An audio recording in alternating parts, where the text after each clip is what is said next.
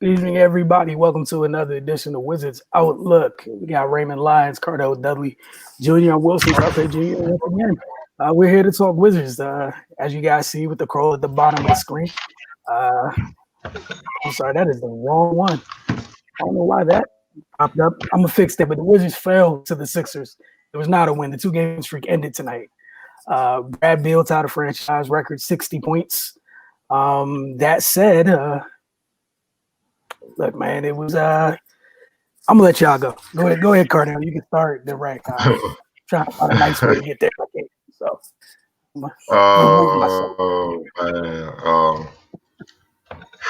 The bad defense came back, which I was afraid of. The bad defense came back, especially in the first half. 82 points. That's a hell of a hole to be in against right now the best team in basketball. That's just setting yourself up for failure. But then again, they did what the Wizards do. They fought back in the second half, played much better defense and made the game and had a chance to win the game. Seth Curry, they just had their way in the first half, just bombing them with threes. I think Seth Curry was 6 for 6, and as a team, they shot 12 for 15 from three. That means they didn't even see y'all. That's just too deep a hole for any team to climb out of. And keep in mind, Embiid didn't get going in the first half. He was just finding guys making hockey passes, hockey assists, whatever, and they were just bombing them. Second half, they kind of closed out the 3-point shooters, but then Embiid woke up, which is why you make Philly is so tough. I understand that Embiid ate him up in on the first game or whatnot, and in the preseason, I get it. But against this team, they had too many shooters. So that double in the first half, I wasn't with. I'm glad they switched it up and just said, yo, you gotta man up. You gotta do the best you can by yourself. And rotate and do what you gotta do. But then Philly adjusted as good teams do, and they started finding a mismatch. And they preyed on guys that they felt couldn't guard certain people, which was pretty much anybody against Embiid. And that's what kind of helped them get over the game. Brad Beal was just amazing. I mean, he's been doing it all season. The night he had tonight was MVP caliber. You know what I mean? It's just a shame that they can't pull out the wins, so it's gonna hurt them. As much as people don't like that around here, and they don't have nothing to do with it. Yeah, you scored 60, but hey, guess what? You probably should have scored 66, so y'all can win the game. That's just how it goes, man. You can't reward big production with L's over big production with W's. It just don't work like that. I love what I saw that Ish Smith and Neto in the fourth quarter and Russ, fighting on both ends. That one possession with Russ with Ben Simmons in the post, and he just did not let Ben Simmons back him down at all. Got the turnover, and then later on in the fourth, where he came and got the block on the break. I mean, that's hard, man. You gotta give credit where it's due. But here's the thing: where was all that in the first half? Because as you play with that type of energy, y'all won the game going away in their building, where they're undefeated right now. It's just, I mean, we can sit and nitpick as great as Bill was or whatnot. The front court, they just ain't had no answer for Embiid. It's as simple as that. He's just a matchup nightmare for them, man, because he can do it at all three levels, and he either has a size advantage or athleticism advantage over bigs like Bertans and Lopez or whatnot. Or if it's Thomas Bryant, he's just too big and too skilled for him. So they always know with the Sixers, they have that ace in the hole where they can go to them. So I think that's just what, kind of won the game down the stretch. He had big shots getting and ones, and, the Wizards got cold as they went on. And that's natural. You fatigue. You got to fight so hard to get back in the game after an ugly first half defensively. You are going to tap out. You are going to miss shots and whatnot. And give Philly credit. Embiid got some key blocks. Like that one with Brad Beal had to lay up and he came and glassed that. I mean, that's winning basketball. Those are plays we rarely would have saw him make in the past. That's how I know they on a mission, man. You know what I'm saying? Because he's doing stuff that we would criticize him about in the past. Like, yo, yeah, you can get a bucket, but you got to do these other things. And he wouldn't do it. So, hey, man, kudos to them. Kudos to the Wizards. But they still have yet to put together 48 minutes of strong defense. And that's what I'm waiting on. That's when I get excited because clearly, they can score with the best of them. And also, we got to see what happens with Russ. He ran off the floor, hurt his wrist. I don't know how bad that was. Scott said in a post game presser he hadn't received any news. We don't know if it's just his finger or wrist or whatnot, but it looked like it's his shooting hand or wrist. So if he's out for a long period of time, I don't know. That's gonna be tough because they need all hands on deck to try to climb out this 2-6 hole. But those are my thoughts, man. Go. You might as well go ahead, Raymond. Yeah, man, I don't have too much to add, honestly. Just the defense. Like they started off, they got me excited. The first two possessions looked like they was gonna scrap this game, but that eventually wore off very quickly. Steph Curry he got off in the first quarter, and I think him hitting those shots just kind of threw everything off whack, and the Wizards look kind of shell shocked, to be honest. We didn't see the fight that we saw the past two games. And like we've been saying all year, the offense isn't a concern, but if you can't stop anybody, that it doesn't matter, like we saw tonight. I mean, Beal had 60. What more would you need? You got one guy hit 60 points on your team, you can't pull out the W. I mean, they scored 67 points at the half and was down 15. Like that's just unacceptable. And I mean, and like you said, a team goes 12 for 15 from three in an NBA game, like and a lot of them in the early going was clean looks. But by that time, when the closeouts come, it doesn't matter. They're already in rhythm. They're already confident, and it's target practice at that point. And they have some very capable shooters over there, and it just got away from them. Always appreciate the fight, for them to climb back into it. But if you have that energy and tenacity from the get go, you're not even in that position. So like they were saying in the broadcast, there's no more victories, man. Like this is a game you got to get, to be perfectly honest. They shouldn't be in this position. They honestly let the first 5 games get away from them, and I think all those were winnable games, to be perfectly honest. But yeah, man, now they find themselves in a bad position, and also with depending on what Russ's injury situation is, that could spell disaster for them moving forward as they go into the thick of their schedule, against some pretty tough teams. So just another squandered opportunity, to be perfectly honest. Yeah, and Philly on something else right now. We talked about it before the show. Doc Rivers, he got them hooping, and they have a unique team, and they can really exploit people, and it's hard to have an answer for everything they have to offer. So, and they taking full advantage of it against everybody they face. So, again, man, this Wizards team can be frustrating at times because we just saw them pull out a tough win against the Nets, which is, of course, one of the top teams in the league. And now tonight against Philly, they survived that onslaught and made it a game going down the stretch. Just a few plays got away from them, and Philly made some plays. You mentioned the Embiid blocks, and then Russ had a couple turnovers. But if they just clean up a couple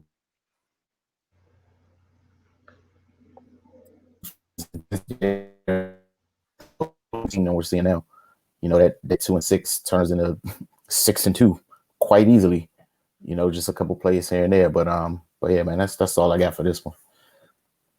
Yeah, I don't have too much to piggyback on, except we saw the difference. And a team that's trying to figure out how to win, and a team that they know how to win with the Sixers. They got an idea where they're going, right? Down the stretch, one team makes sure their closer had the ball. The other team, not so much. Philadelphia, we knew exactly where that ball was going. And he had the ball, whether it was to do what he needed for himself or to make a play for others. But I don't think they went 2 possessions without Joel getting a touch. The Wizards, on the other hand, they had several empty possessions at the end of that game. And we know what they did in the first half in terms of literally offering no resistance on the defensive side of the ball. Then you fight like hell to get back into it in the third quarter. You tie it, it's like 119, I think, by the time Brad gets back in. I remember when he gets that step back 3 off the left wing that turned to be a 2. Then after that, like the same flow you had when he was in the game offensively, it didn't look like that again. Felt like, again, they just had too many empty possessions. And, as both of you guys mentioned, again, against a team like Philadelphia, which their record speaks for themselves right now, you can't afford to have empty possessions against a team like that. And this is the second straight time where Ben Simmons late in the game is just frolicking about the dunker spot, unchecked on the baseline. Like, it's not like you haven't seen this before. The only difference is last time was off a drop-off pass versus a big-to-big pass thing. Last time it wasn't from Embiid. It's the only difference. But, like, we know where he's going to be. And that comes to doing the little things defensively. Like, even in the first half when they started doubling, I know, Cardell, you mentioned it was good when they did stop doubling. And the first thing that came to mind when, you talked about when they were doubling, I think it was near the end of the first half, Ben has the ball underneath the basket, kind of in a tough place. And I think Rui came down off the corner. Ben's 6'10". He can see the entire floor. You got to watch where you come from when you come to give a double. Like, you're not doubling a guard or a typical big that, they're slow to read the floor or something. Then there was no hesitation. Oh, you're leaving? Let me throw this ball over your head to my man in the corner for this corner pocket 3. And that's why the little things defensively against good teams, you're gonna pay for it. And it had to hurt because you dug out of a hole that you had no business being in, but you dug out of a hole just to get back in the game. Just to watch Joel close y'all out the same way you did last time. And like you guys mentioned with the injury. And that's what go ahead, Cardell.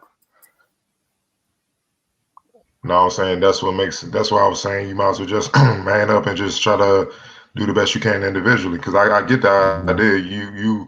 He ate him up in the first game, being the best player. So you like, all right, I'd rather the others try to beat us. But the others are capable of beating you because you're not a good defensive team. You see what I'm saying? And the thing with great players is they're still going to get theirs. So I'd rather make it tough for everybody else instead of trying to, just focus on, the one great player or the couple great players. You know what I'm saying? So if you had a great defensive team, I get that because you understand how to make his life miserable but recover and get back to your man. You saw the Wizards. They looked like it was like a calculus test and they ain't studying. They were just a lot of those dudes were lost. That's why you didn't see Rui and Denny play a lot. You know what I mean? Like Rui's good, but he's still in his second year. He still got some things to learn. You know what I'm saying? So that's all it was. It was just experience. Scott Brooks kind of, jumped on it. He was like, we're a young team. They're a veteran team. And they showed.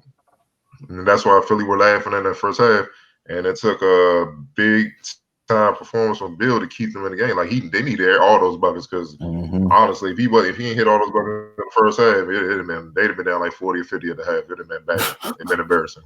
So think about it, man. For the game, they shot 62% from 3 and 61% from the field. Like, and you still had the chance to win if you just showed a pulse on defense and in the first half, you'd have been all right. Like, everything else pretty much even. You know what I'm saying? Like, I'm looking. The Philly even had more turnovers than you. That means in the second half, you was causing deflections. It literally came down to contesting, and because they didn't feel y'all. You didn't take away the airspace and stuff in the first half, and like Raymond said, they got in rhythm. They put that cushion out there so far. It's hard. And then by the time you did take the lead late, you ain't even got the legs to close out the game. You done. Mm-hmm. You know what I'm saying? All these people saying why did Scott Brooks leave him in the game and all that. Come on, dog. Look, man. Do you see what he got to do just to keep them in the game? This is why you have, at least in this era. Players kind of make it okay for guys to put up numbers but not defend. Whereas the guys we grew up watching, this was every night. You see what I'm saying? It's hard being a two-way player, an elite two-way player. When you averaging 30 plus and you still get, it's hard doing that every night. It's gonna wear you out. That's why you gotta give kudos to those that was able to pull it off because there's not many of those that can do that. You know what I'm saying? Especially maintain that year in, year out. And this is kind of the first year Beal is kind of taking on that challenge. That's why he couldn't play the whole game because he'd have been done. He played damn near 40 minutes. And like I hear they comparing him to other players in the league who had big nights. Yeah, well, them other players might have some elite defenders that can make up for them taking that end off on some plays. Beal can't afford that. He take off because if he take off, then the other guys gonna take off. Matter of fact, if he take off, he knows it's gonna be a bucket because there ain't gonna be no resistance waiting for him. They're gonna just have a, you know what I'm saying? It's proven. So we need to stop this, man. You know, this I call them hindsight coaches, man. After the game, they got all the answers for why they didn't do that. They're gonna find something. We need to just stop this. Bottom line, the reason why the Wizards lost is the same reason why they lost the other game. Players didn't take on the challenge defensively like they should have for 48. And until they do, you're gonna keep having this up and down thing. You know, sometimes it's just that simple. And for everything you mentioned, you know, Philly having more turnovers. They also tricked off 10 free throws. They missed 10 free throws.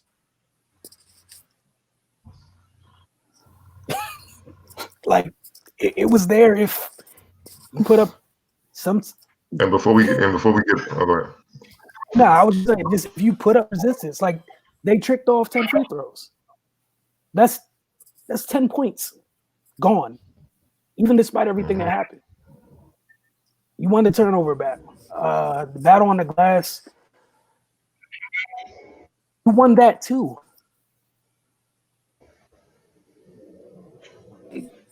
You won that 50-47. Won the turnover, you won the battle on the glass. You shot better from the foul line. You got to the line more than them. But they were at the driving range from beyond the 3-point line. So that's how you can miss 10 Craziness, man. Turn over the ball that many times, lose the rebounding battle, and still win by 5 because you shot a blistering 62%. The Wizards bench outplayed Philly bench. They outscored them 36-5. But the problem was Philly starters, all of them were in double figures, and the lowest score was Ben Simmons with 17. Well, no, Danny Green with 15, but he hit 5 threes. Jesus Christ! It's hard to beat a team like that. So they didn't. Yeah, man, it's just up. And before we get off, I want to send praise out to Markelle Fultz. You know, low.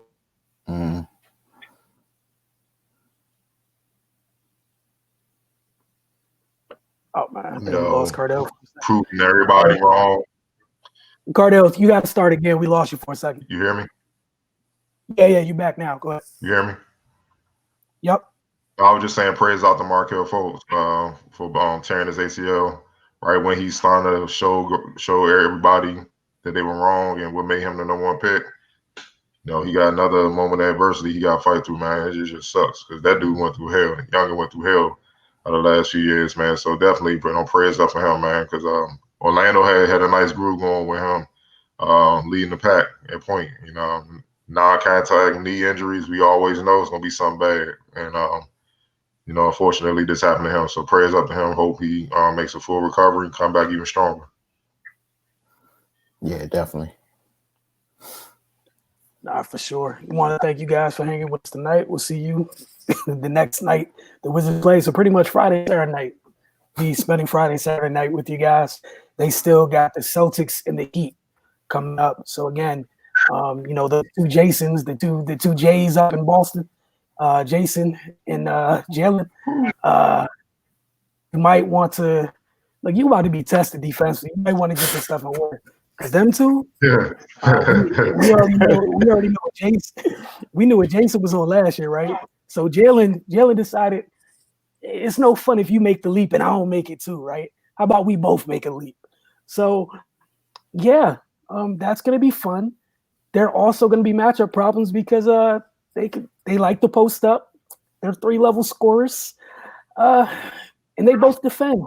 So should be fun. And then, you know, Cardell, I'm sorry, but you know what I'm about to mention. I'm sorry. One of Cardell's former draft crushes is to be on the floor too. There's going to be some resistance at the rim. So I mean, it should be fun, man. Then you got Bam and Jimmy and company on Saturday. Like, You got Chase Tyler and Duncan around. Like it's a lot going on, man. So you might want to get your affairs in order on the defensive end of the floor. And this is not one of the things where you could just go score for score with these guys. So yeah, it's gonna be one of those, man. Man, if they gonna give Tyler and Duncan them looks they gave Steph Curry and Danny Green tonight, Lord. You better not give Duncan Robinson and Tyler Hero them looks. And that rookie for the Celtics.